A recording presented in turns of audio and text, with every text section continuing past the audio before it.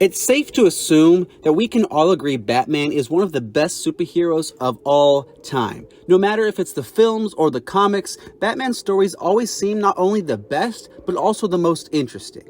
Batman himself is great, but what I personally love about these stories are the villains. Like, come on guys, there's just so many good ones. You got Crazy Clown Murderer, you got Big Alligator Man, and then you got some dude with a really symmetrical rash. The most tragic villain Batman has, though, is easily Mr. Freeze, in particular the version we see in the animated series. So right here on the 106th episode of Villain Review, let's go ahead and look at how good of a villain this guy is. Nora! Nora! Before he was the walking snow globe freezing everything in sight, Dr. Victor Freeze was a scientist in Gotham City doing extensive research in cryogenics, the reason for which being his terminally ill wife Nora. Freezing his wife until he could find a cure for her disease, Victor had to resort to taking a little too much money from his employers, something that made them not super happy. When Victor's bosses came for the money, Freeze would go, "Oh no you ain't, I'm shooting you guys." And then the boss guy would say, "Hey, whoa, take it easy, sweetheart." With Victor lowering his guard, Boyle, the main dude that likes finessing right now, would pull a genius move to stop Freeze. You see, Freeze is a scientist in a comic book world, so naturally everyone knows there's some sketch villain chemical around just hanging out. Boyle would see the chemicals and kick Victor into them, turning him into the beloved Disney film from 2013.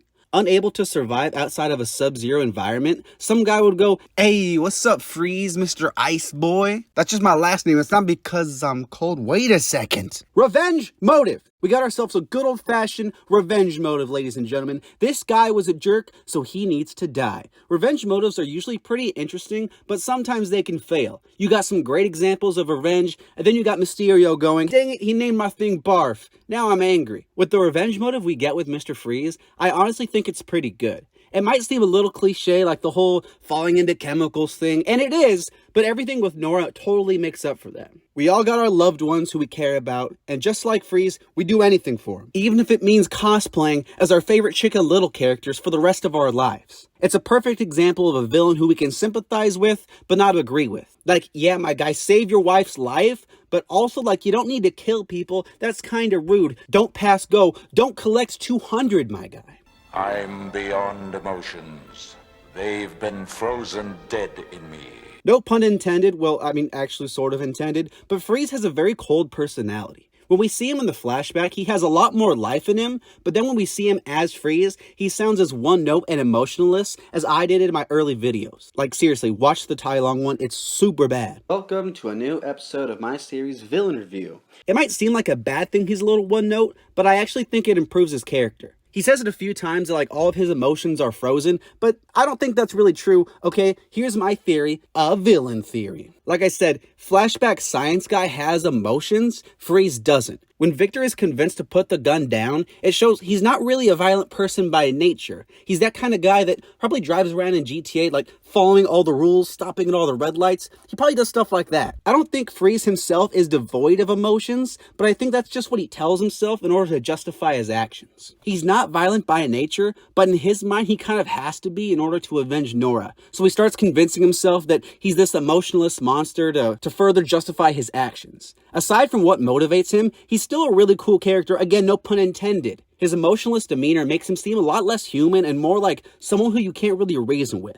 He sort of feels like those unstoppable, super strong villains like we see in Terminator. He kind of feels like that. If I had one problem with the character, it would be that I don't think this version shows his intellect as well as it could have. He doesn't really seem dumb by any means, but he doesn't really seem like the genius force who can counter Batman. We'd see this later done incredibly well in versions like the Arkham games, but in this one in particular, it's a little lacking.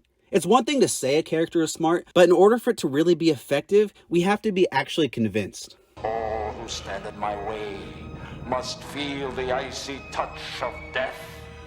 In case you haven't been able to tell, the best episode for Freeze is the episode Heart of Ice. I actually didn't know for a while that the original comic origin for Freeze is nothing like this, and it was this episode that created the origin we all think of when we think of Freeze. Good old-fashioned Arnie would use this origin, and even the comics would go, "Yeah, that's totally been Freeze's origin the whole time.